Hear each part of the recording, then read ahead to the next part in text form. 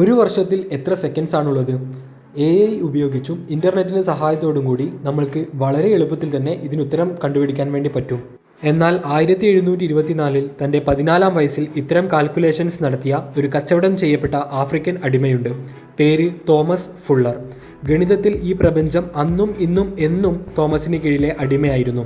കാരണം 18 മാസത്തിൽ എത്ര സെക്കൻഡുകളാണുള്ളതെന്ന ചോദ്യത്തിന് തോമസ് സെക്കൻഡുകൾക്കുള്ളിൽ തന്നെ മറുപടി പറഞ്ഞു. 4,73,04,000 സെക്കൻഡ്സ്. അതുപോലെ 70 വർഷം 17 മാസം 12 മണിക്കൂർ ജീവിച്ച ഒരു മനുഷ്യൻ്റെ ജീവിതത്തിലെ ആകെ സെക്കൻഡുകൾ എത്രയെന്ന് ചോദിച്ചപ്പോഴും പെട്ടെന്ന് തന്നെ ഉത്തരം വന്നു.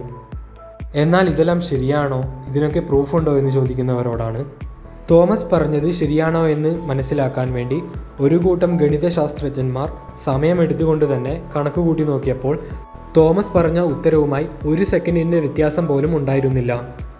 അതുകൊണ്ടു തന്നെയാണ് ഇന്നും വിർജീനിയൻ കാൽക്കുലേറ്റർ എന്ന അപരനാമത്തിൽ തോമസ് ഫുള്ളർ ഗണിത ലോകത്ത് അറിയപ്പെടുന്നത്.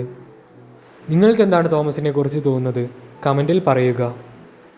ഇതുപോലെയുള്ള ധാരാളം ഇൻട്രസ്റ്റിംഗ് ഫാക്ട്സിനായി ഈ ചാനൽ ഇപ്പോൾ തന്നെ സബ്സ്ക്രൈബ് ചെയ്യുക.